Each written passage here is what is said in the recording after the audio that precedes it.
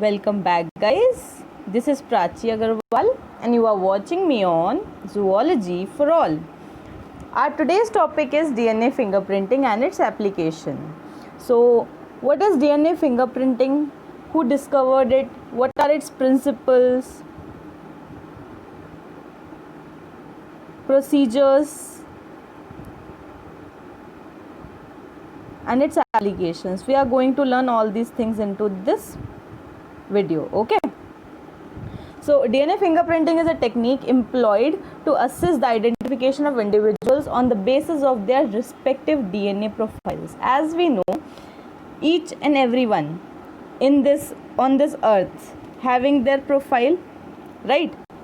Each one is having their profile in the form of DNA, and each profile is different from one another in some way. Okay, so that's why it is also known as DNA profiling or DNA typing. It was discovered by Sir Alec Jeffrey. He was the one who discovered it. Principle of DNA fingerprinting is basically out of total 100% DNA, 90% DNA is identical and 10% is different. It means जो total में से 90% जो DNA होता है वो होता है identical, जो कि सब में सेम होता है. मींस वो डीएनए जो कि कोडिंग सीक्वेंस मतलब कि कैरी इंफॉर्मेशन कैरी कर रहा है, it is synthesising some proteins, right, by the process of translation. And out of that 100%, 90% is identical, that is your exons, right, and 10% is introns, means that is non-coding sequence. Do not supply relative genetic information. कोई genetic information तो supply करता नहीं है, but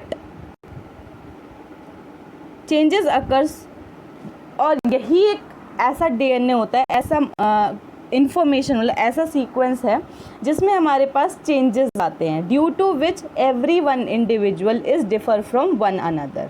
clear? So exons and introns, they are two type of coding sequences. Exon is coding and introns are non-coding. Exons carry information for synthesis of proteins, and introns are non-coding sequences which do not supply any relative genetic information. Changes usually occur and accumulate within these non-coding sequences. Now the question arises, is exons are helpful in DNA fingerprinting or introns? This you need to answer in the comment sections. Okay, so let me clear this here only. Introns are there which helps in DNA fingerprinting. क्यों? क्योंकि जो 10% DNA है वो introns हैं, जिसमें हमारे पास there is some relative genetic information जो चेंज मतलब कि जो लोगों में अलग अलग है. क्लियर? 90% आइडेंटिकल है and 10% is non identical. We need this non identical DNA मतलब information by which each and every individual shows its different characteristics in their DNA profiles from one another. Clear? I hope the principle of DNA fingerprinting is now clear to you.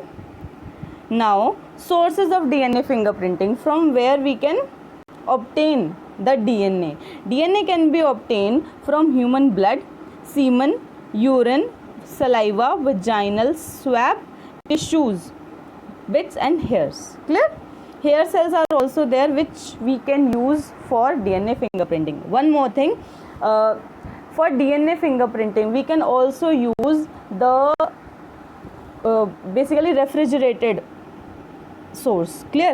मतलब कि we have collected some blood or stain that is already dried, that is also used for DNA fingerprinting. I hope this is clear. Now we learn the procedure. एक overline procedure की क्या है, extract करते हैं हम कहीं से भी कोई भी DNA सैंपल मिलता है, हम extracting the DNA sample from body tissue और फ्लूइड सच एज ब्लड और सलाइवा.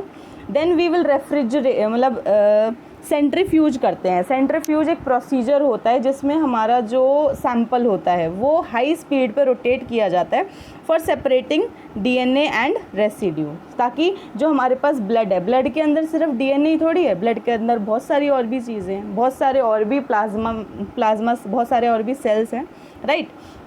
तो for separating DNA and residue we need centrifugation. DNA molecules are now cleaved at sites with the help of restriction endonuclease. Specific restriction endonuclease are used for the purpose of restriction fragment length analysis. Clear? Then if amount of DNA received is very small, then to amplify the amount of DNA, PCR polymerase chain reaction can help for the purpose of testing the DNA required in quantity. Now the thing is, अगर हमारे पास बहुत small amount में DNA हमें receive हुआ, बहुत little quantity है इसकी, now this little quantity हमें अब बार बार उसको टेस्ट करना पड़ेगा डिफरेंट टेस्ट ट्यूब में। अब अगर वो जो हमारे पास जो मटेरियल है, जो हमारे पास सैंपल हमें मिला है, अगर वो एम्पल क्वांटिटी में नहीं होगा तो we are not able to test properly, right. तो उस जो छोटा सा मटेरियल है उसको लार्ज क्वांटिटी में कन्वर्ट करने के लिए we need PCR, clear, polymerase chain reaction to amplify the DNA, basically DNA material, clear. Next, now the segments obtained from restriction enzyme treatment are arranged by using PAGE or AGE. AGE is agarose gel electrophoresis and PAGE is polyacrylamide gel electrophoresis. Now अब हमारे पास जो like एक minute रुको here अब हमारे पास let us suppose हमारे पास this fragment हमने restriction endonuclease की हेल्प से हमने ये सारी फ्रैगमेंट्स कट आउट कर ली, राइट। अगर जब तक ये जो फ्रैगमेंट्स हैं हमारे पास एक ऑर्डर में अरेंज नहीं होंगी, लाइक जो लॉन्ग है वो सबसे पीछे, देन उसके बाद उससे शॉर्ट, देन उससे शॉर्ट, राइट। हमारे पास जो एग्रोस जेल इलेक्ट्रोफोरेसिस ये जो प्रोसीजर होता है इसमें हमारे पास एक सेटअप होता है जहाँ पे हमारे पास प्लस और एक माइनस। अब हमें पता है कि जो हमारा DNA that is negatively charged, तो ये कहाँ मूव करेगा, नेगेटिव से पॉजिटिव साइड पे। तो in the process of agarose gel electrophoresis और इलेक्ट्रोफोरेसिस द लार्ज जो हमारे पास फ्रेगमेंट्स होंगी वो एक साइड पे होंगी एंड स्मॉल फ्रेगमेंट्स जो होंगी वो आगे मूव करती चली जाएंगी, ठीक है। This is known as electrophoresis. I hope this is clear now. Now double stranded DNA splits into single strand by alkali, means जो डबल स्ट्रैंडेड जो डीएनए होगा हमारे पास वो सिंगल स्ट्रैंड में कन्वर्ट हो जाएगा, clear. Now blotting takes place. अच्छा, we are having 3 types of blotting here. One is your Southern blotting, second is your northern blotting, and your third is your western blotting. Southern blotting is used in case of DNA, northern blotting is used in case of RNA, and western blotting is used in case of proteins, clear. So here we are dealing with DNA, so we will use southern blotting. Here isolated DNA fragments in the gel are copied on nylon nitrocellulose sheath placed on the gel. Southern blotting, in southern blotting there is a setup, नीचे we are having buffer, then उसके ऊपर jail होता है, then उसके बाद nitro cellulose membrane sheet होती है, then उसके बाद हमारे पास वेट होता है। तो यहाँ पे जो नाइट्रो सेलुलोज जो शीट होती है और जेल होता है ये आपस में like they are stick together. तो ईजिली जो हमारे पास जेल पे जो हमने लाइक यहाँ पे हमने जो फ्रेगमेंट्स ली थी वो हमारी कहाँ पास ऑन हो जाएंगी, on the nitrocellulose membrane by the process of capillary action. Capillary action में क्या होता है, हमारा जो water होता है लेयर बाय लेयर ऊपर मूव करता है, right? By that procedure only here also DNA fragments get stick on the nitrocellulose membrane. Clear? Now hybridization, अगर अब जो हमारे पास नाइलॉन शीट आई है, सी ये हमारे पास नाइलॉन शीट के ऊपर हमारे पास क्या आ गए, डीएनए फ्रेगमेंट्स आ गए। नाउ हाइब्रिडाइजेशन होगा। हाइब्रिडाइजेशन में हमारे पास क्या होगा, रेडियो एक्टिव डीएनए प्रोब्स हमारे पास जो होंगे वो बाइंड होंगे टू द रिपीटेड सीक्वेंस। अब हमारे पास अब हम ध्यान से देखते हैं इसको। ये हमारे पास क्या है, नाइट्रोसेल्यूलोज मेम्ब्रेन, राइट। अब हमारे पास हमने हाइब्रिडाइजेशन के लिए प्रोब रेडी कर रखा है, जिसमें जो हमें सैंपल हमारे पास जो, अगर हम किसी का भी सैंपल टेस्ट कर रहे हैं उसका जो anti parallel like A T G C, right, A का हमारे पास पैरेलल क्या होगा, टी का क्या होगा ए, जी का क्या होगा सी, और सी का क्या होगा जी, ठीक है। तो हमारे पास यहाँ पे जो प्रोब रेडी किया जाएगा वो इसी तरह से रेडी किया जाएगा। अगर यहाँ पे ए है तो यहाँ पे टी, यहाँ पे सी है तो यहाँ पे जी, लाइकवाइज, ताकि वो आपस में क्या हो सके, अटैच हो सके, राइट। तो हमारे पास जो प्रोब होगा ये इसके साथ जाके अटैच हो जाएंगे इस तरह से। आई होप हाइब्रिडाइजेशन क्लियर हो चुकी है अब आपको। Hybridisation occur where radioactive DNA probes get bind to the repeat sequence on nylon sheet. Then autoradiography occurs where X-ray film is exposed to nylon sheath to mark the places where radioactive DNA probe have bound to the DNA fragment. अब हम लोगों के लिए necked eyes से देखना ये quite impossible है, क्योंकि DNA एक बहुत स्मॉल, बहुत कह सकते हैं मैक्रो लेवल का मॉलिक्यूल है, राइट।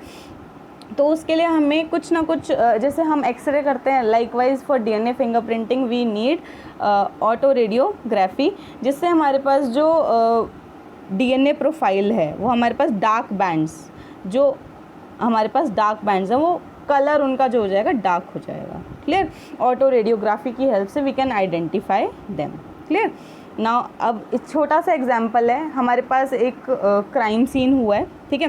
क्राइम सीन से हमें ये वाला मटेरियल मिला है, 1 2 3 के सैंपल, सस्पेक्ट सैंपल्स हमने क्या किए, कलेक्ट किए। अब क्राइम सीन वाला जो हमारे पास डीएनए प्रोफाइल था वो हमने एक साइड रखा, देन सस्पेक्ट 1 का, देन सस्पेक्ट 2 का, देन सस्पेक्ट 3 का। अब जिसका भी डीएनए प्रोफाइल जिससे भी सबसे ज़्यादा मैच करेगा वो हमारे पास सस्पेक्ट जो होगा वो क्रिमिनल होगा। अब जैसा आप देख सकते हैं यहाँ पे क्राइम सीन से और सस्पेक्ट 2 का जो डीएनए प्रोफाइल है वो मैच कर रहा है, that means suspect 2 is your criminal, clear. Now applications DNA अब आई होप डीएनए फिंगरप्रिंटिंग यहाँ तक प्रोसीजर जो है वो क्लियर हो चुका है। एक बार रिपीट कर देती हूँ मैं एप्लीकेशन से पहले। एक्सट्रैक्ट करेंगे डीएनए, उसको सेंट्रीफ्यूज करेंगे ताकि हमारा जो डीएनए और रेसिड्यू है वो क्या हो जाए, अलग अलग हो जाए, सेपरेट हो जाए। देन डीएनए मॉलिक्यूल्स को हम क्लीव करेंगे रेस्ट्रिक्शन एंडोन्यूक्लियस की हेल्प से, ठीक है। देन हमारे पास जो डीएनए अगर वो स्मॉल अमाउंट में, देन हम उसको पीसीआर पॉलीमरेज चेन रिएक्शन से हम उसका जो अमाउंट है वो एम्पलीफाई करेंगे, क्लियर। देन जो सेगमेंट्स हैं उनको हम इलेक्ट्रोफोरेसिस की हेल्प से अरेंज करेंगे। देन डबल स्ट्रैंडेड डीएनए को स्प्लिट करेंगे यूजिंग एल्कलीज, ठीक है। देन सदन ब्लॉटिंग की हेल्प से हम उनको क्या करेंगे, हाइब्रिडाइजेशन करेंगे with the help of DNA probes. Then autoradiography की हेल्प से हम क्या करेंगे, डार्क बैंड्स को एनालाइज करेंगे, क्लियर। लाइकवाइज हमारे पास डीएनए फिंगरप्रिंटिंग हम फॉलो करते हैं और इसके एप्लीकेशंस क्या हैं। फॉरेंसिक्स में बहुत ज़्यादा हेल्पफुल होता है ये, क्राइम सीन्स में, पैटर्निटी टेस्टिंग में बहुत हेल्प करता है ये। अगर किसी का बेबी है और आजकल हॉस्पिटल्स में काफ़ी बार ये सीन भी देखा गया है कि चाइल्ड एक्सचेंज, बेबीज़ एक्सचेंज कर देते हैं in the sake of boy और girl, something like that, clear. तो वहाँ पे पैटर्निटी टेस्टिंग की जाती है ताकि जिसका भी वो चाइल्ड है उसको डीएनए फिंगरप्रिंटिंग की हेल्प से एनालाइज किया जा सके। To determine genetic extent of genetic variation in wild animals and also study of breeding patterns, clear. Next is to determine lineage of human, to diagnose hereditary disease as such hemophilia, sickle cell anemia and sickle cell anemia basically hereditary disease भी हम इससे check कर सकते हैं। And इसका मतलब क्या है, अगर कोई पेशेंट है, राइट, उसको टीबी हो चुका है। अब टीबी के लिए जो बैक्टीरिया है वो इस टीबी की जो मेडिसिन हमने, एंटीबायोटिक जो हमने इस बैक्टीरिया को किल करने के लिए इस पेशेंट को दी थी, इसके लिए अब ये क्या हो चुकी है, यूज़लेस हो चुकी है, इस पे अब कोई ये इवोल्यूट हो चुका है, अब इस बैक्टीरिया पे ये वर्क ही नहीं कर रही है। तो हम क्या कर सकते हैं, इस बैक्टीरिया का डीएनए फिंगरप्रिंट कर सकते हैं और ये देख सकते हैं कि इसके ऊपर कौन सी मेडिसिन जो है वो वर्क कर रही है, सो दैट हम इस पेशेंट को ठीक करने के लिए वो वाली एंटीबॉडी जो हमने नहीं बनाई है वो इसको पेशेंट को दें, ताकि ये जो पेशेंट है टीबी का ये ठीक हो सके। Clear? In this way here DNA fingerprinting is helpful. I hope now this is clear. So this we have completed, that is your DNA fingerprinting and its application. Here we have studied what is DNA fingerprinting, what are its principles, sources of DNA fingerprinting, what is its procedure, and your application. I hope you will find this video helpful. Please like, share and subscribe. Thank you so much.